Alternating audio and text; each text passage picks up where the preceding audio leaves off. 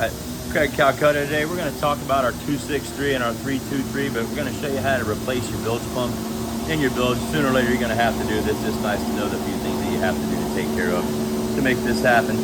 First thing is the technique in getting this top off of this pump. There is a little technique because you can really just put one hand in that hole at a time. What I've come up with is a 3-finger technique here. I pop this out with my forefinger, my thumb, and my second finger. Pop it out and turn, all at the same haul, and it pops your cartridge right out of there. It really is the easiest way to go about doing this because you can't get in there with 2 hands, and I'll do that one more time for you. Index finger out, thumb, and center finger, turn, let go of the clip, pops your cartridge right out of your hole. Now we're going to go into a boat, and we're going to do the same thing that you're going to have to do at your dock or on your trailer or at your house.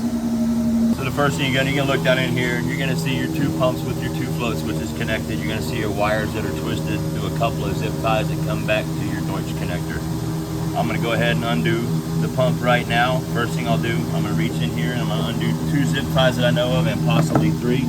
First thing I'm gonna do is cut the 2 zip ties that I got right here and up here in my bundle.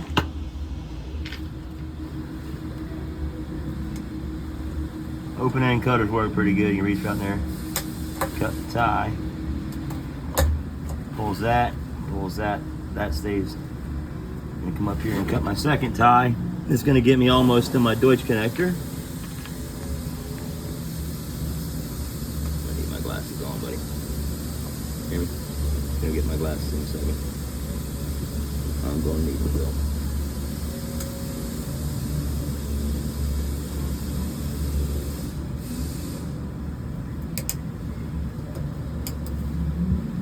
Let me get my glasses in.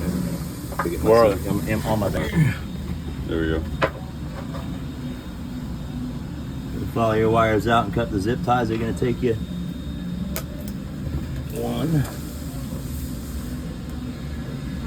2.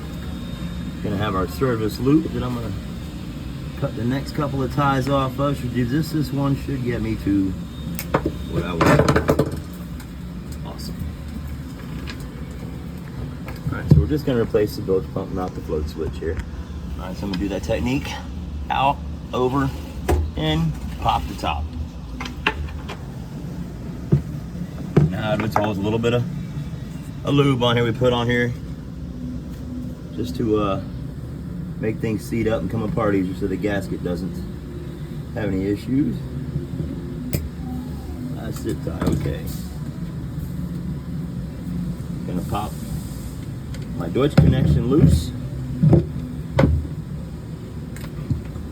And that is the top to your pump right there. This really is that easy to change it out.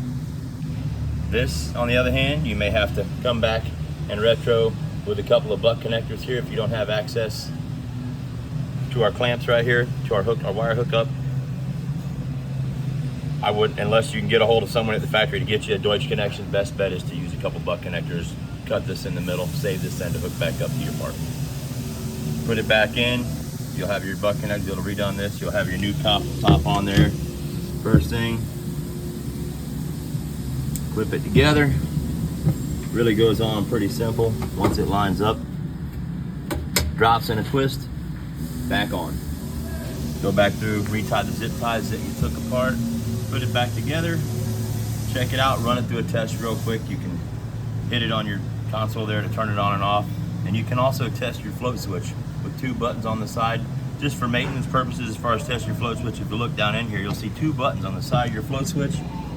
When the power is on at any time, there's 2 buttons right here. You press them both at the same time with power on.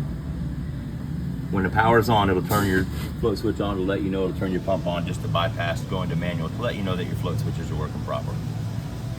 Recommend getting here with a hose once in a while and hosing things out, keeping your bilge clean so you don't have anything floating around that could be possible obstruction to your float switch or anything like that. It's all electronic with a little hole in there and a float switch, so you just want to make sure you don't have a lot of debris rolling around in the back of your boat.